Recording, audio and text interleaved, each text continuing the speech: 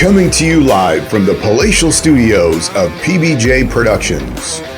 Welcome to Patrick and BJ Talk Real Estate, where we talk about life, the universe, and everything as it relates to real estate.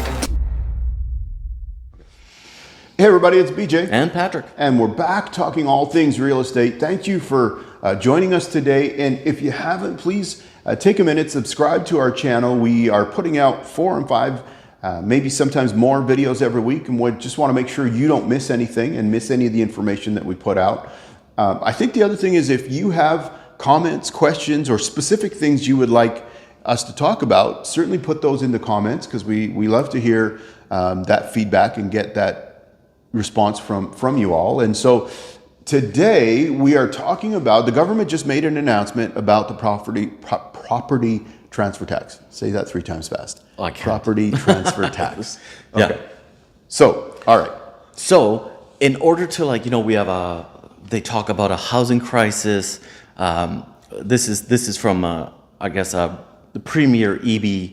What is his name? David EB. Mm-hmm. He's the premier of British Columbia, and they're being very aggressive with a whole bunch of different changes. So obviously subscribe, stay tuned, and we'll keep updating you on the changes in the landscape of real estate in British Columbia. So No pun intended. Right. The landscape of real estate. Right, because the landscape of real estate. Here we go. The old exemption used to be $500,000. For first-time homebuyer. If you qualified as a first-time homebuyer in BC, which is you have to be a resident for a year, which I think ends up being you have to file your taxes in BC. Okay. And if there's nothing else preventing you from that, you would be exempt from the property transfer tax. So Up to $500,000. $500,000. And then it slid. You would get a less and less exemption up to $575,000. I can't remember exactly, but I think that's what it is. So the property transfer tax cost would have been 1% on the purchase price up to $200,000. And then beyond $200,000, it was 2% on the remainder. Up to. Yeah. And then we're talking about millions, but then it's not relevant to the conversation anymore. So they have increased that exemption to, drum roll please, $835,000. Wow. Which is more...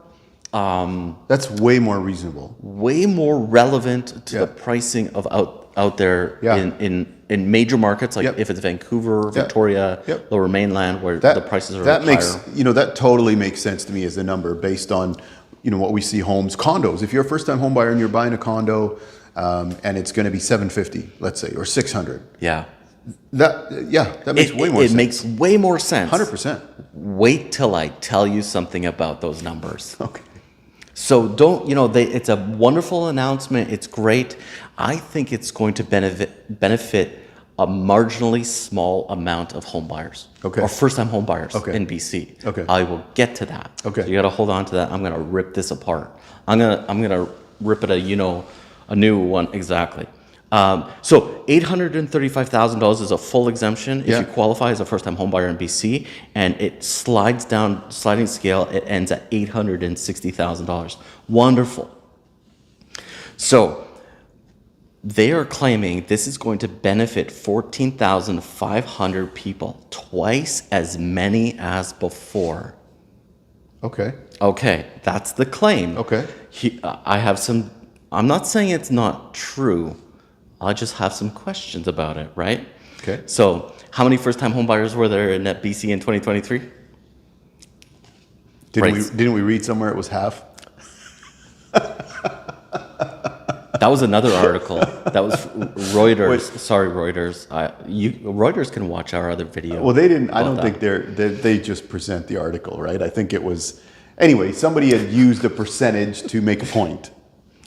Exactly. Okay. So before I go crazy on it, right? New homes. So we know there's a property transfer tax exemption, even if you're not a first-time home buyer, up to $750,000 on new construction, new builds. Okay. And I think they phased that out. I can't remember exactly what the number was, but maybe it was like 775, right? There was a small window that you could still get some exemption. So they've bumped that new construction property transfer tax exemption up to $1.1 million.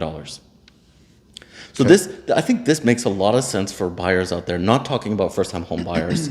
And it phases out at $1,150,000. Okay.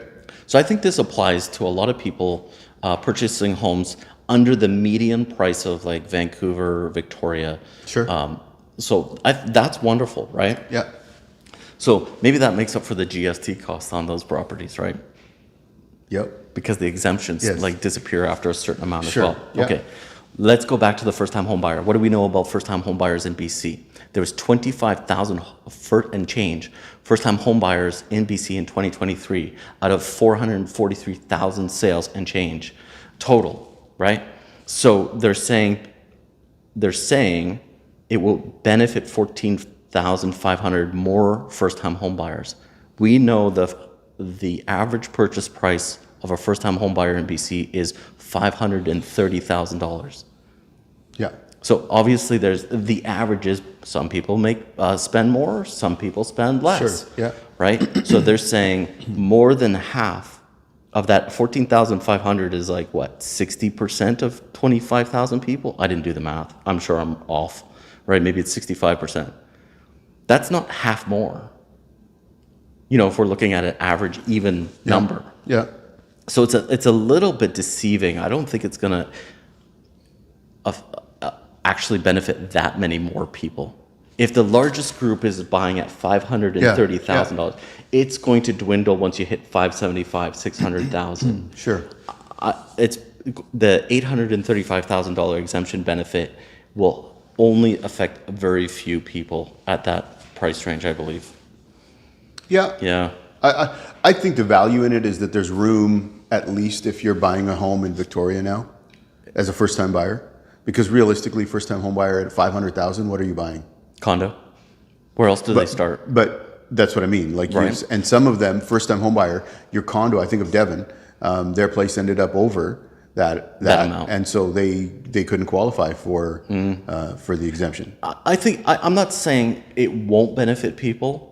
And I'm just thinking the claim is a little bit in optimistic. How about that? Yeah. Right. So I'm glad that it's there. I'm glad that exemption is higher. Mm-hmm.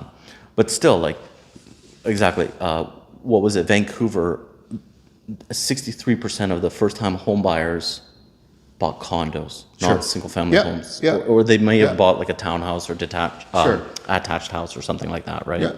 So. Anyways, we're wondering what you think. Will it make a lick of a difference, or will it actually improve accessibility for first-time home buyers to get into market housing? Right. Yeah. Yeah. And I guess we'll see. These are all things that, some of them we have an opinion on. Some of them, okay, well, maybe it's going to help. And the one thing I would say in all of this is I appreciate that the government is trying to do something. I question sometimes the wisdom of some of their choices, but I think this is a good move. Yeah. I think anything that helps anybody get into the real estate ladder, the property ladder, is beneficial long term, financially, building a nest egg, building for retirement, having a family, having stability instead of like worrying about your landlord. For sure.